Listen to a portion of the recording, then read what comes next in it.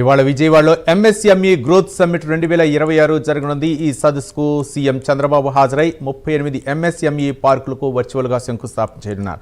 ప్రతి నియోజకవర్గంలో MSME park ఏర్పాటు చేయడమే లక్ష్యంగా ప్రభుత్వం పనిచేస్తుండగా మూడో దశలో కొత్తగా 38 ప్రాంతాల్లో ఎంఎస్ఎంఈ పార్కుల ఏర్పాటుకు శ్రీకారం చుట్టున్నారు.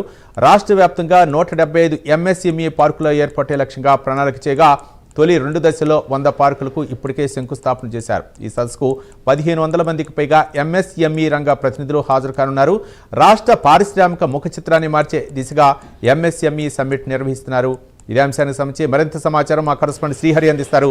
శ్రీహరి, రైట్ రవి, నేడు విజయవాడలో ఏదైతే విజయవాడలో సమ్మిట్ కు సీఎం చంద్రబాబు హాజరవుతారు. ఎంఎస్ఎంఈ గ్రోత్ సమ్మిట్ ఏదైతే 2026 కీలక వేదిక విజయవాడ కానుంది. అయితే ఇప్పుడు మరికొద్ది సేపట్లో ఈ కార్యక్రమం అయితే ప్రారంభం కానుంది. అయితే దీంట్లో ప్రధానంగా రాష్ట్ర వ్యాప్తంగా 38 ఎంఎస్ఎంఈ పార్కులను వర్చువల్ గా సీఎం చంద్రబాబు శంకుస్థాపన చేయనున్నారు. దాంతో పాటు ఏదైతే 3 విడతల్లో పారిశ్రామిక విస్తరణకు ప్రభుత్వం ఒక ముందడుగైతే వేయబోతుందని చెప్పాలి. దాంతో పాటు ప్రతి నియోజకవర్గంలో అంటే 175 నియోజకవర్గాల్లో ఎంఎస్ఎంఈ పార్కులే లక్ష్యంగా అయితే ఒక ప్రణాళికను కూడా ఇప్పటికే రూపొందించింది.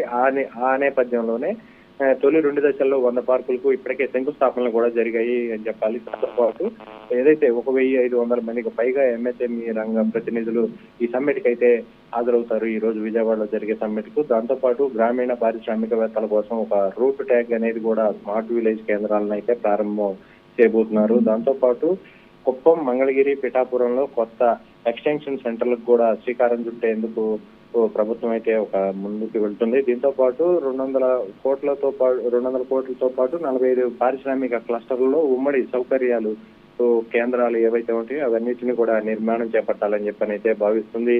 అంటే ఎవరైతే ప్రధానంగా యువత, మహిళలు సాధికారిక పైన ప్రత్యేక దృష్టి సాధించింది అని చెప్పాలి ప్రభుత్వం. దాంతో పాటు టాటా, అమెజాన్ వంటి సంస్థలు ఏవైతే ఉన్నాయో వాటన్నిటితో కీలక ఒప్పందాలకు అవకాశం, అదేవిధంగా రాష్ట్ర పారిశ్రామిక చిత్రాన్ని కూడా ఒక ముఖ రూపాన్ని కూడా మార్చాలి అని చెప్పని భావిస్తున్న పరిస్థితి అయితే కనబడుతుంది. దీంతో ఎన్నికల సమయంలో ఏదైతే సీఎం చంద్రబాబు గానీ అదేవిధంగా మంత్రి నారా లోకేష్ తో పాటు ఉప ముఖ్యమంత్రి పవన్ కళ్యాణ్ నిరుద్యోగ యువతకు ఏదైతే ఉద్యోగ ఉపాధి అవకాశాలు కల్పిస్తామని హామీ ఇచ్చారో ఈ నేపథ్యంలోనే వీటన్నిటిని కూడా ముందుకు తీసుకెళ్తున్న పరిస్థితి అయితే కనబడుతుంది రవి.